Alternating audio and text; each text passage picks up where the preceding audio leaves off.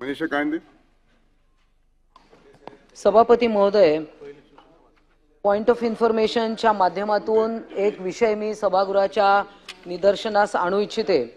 कालपासून सर्व प्रसार माध्यम आणि वर्तमानपत्रांमध्ये एक अतिशय गंभीर असा विषय, दिशा सॅलियनची जी हत्या मृत्यू झाला तर त्याच्याबद्दल तिचे वडील सतीश सॅलियन यांनी एक याचिका उच्च न्यायालयात दाखल केलेली आहे.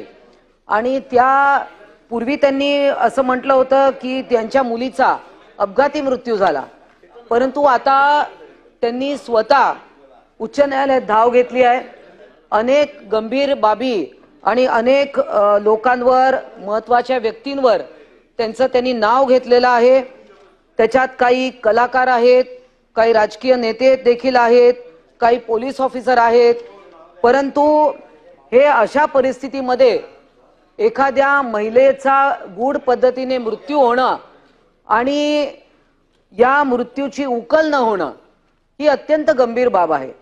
आणि यामध्ये जे याचिकेमध्ये नावं घेतली आहेत ती अतिशय मोठी नावं आहेत.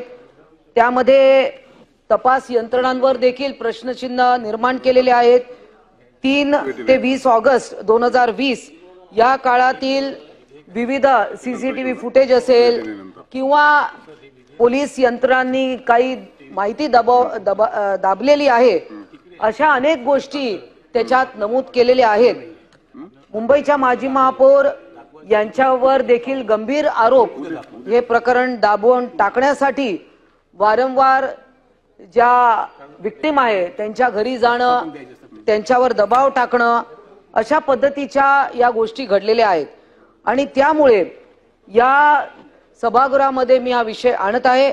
एका महिलेच्या आयुष्याशी हा संबंधित निगडित आहे. आणि एक होतकरू महिला जी एंटरटेनमेंट इंडस्ट्रीमध्ये स्वतःचं नाव ती प्रस्थापित करत होती, परंतु तिचा अशा पद्धतीने गूढ पद्धतीने मृत्यू होणं आणि त्या कुटुंबाला जवळपास नजर कैदेत ठेवल्यासारखं वागवणं, या फार गंभीर गोष्टी आहे. या सगळ्या बाबी सभागृहाच्या समोर आणाव्याशा वाटल्या मला या पॉइंट ऑफ इन्फॉर्मेशनच्या माध्यमातून. आणि त्यामुळे या गंभीर विषयाकडे सभागृहाचं लक्ष मी वेधू इच्छिते, आपल्या निदर्शनास देखील मी आणू इच्छिते. आणि म्हणून हा पॉइंट ऑफ इन्फॉर्मेशन मांडला आहे. अनेक पोलीस तपास देखील त्याच्यावरही त्यांचा विश्वास नाहीये.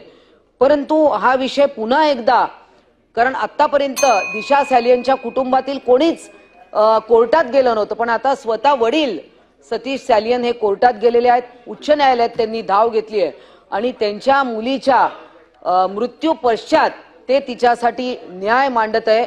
या ठिकाणी मी हे नमूद करू इच्छिते. पॉइंट इन्फॉर्मेशनच्या माध्यमातून मांडलेली सूचना आणि वस्तुस्थिती शासनाने निवेदन करावे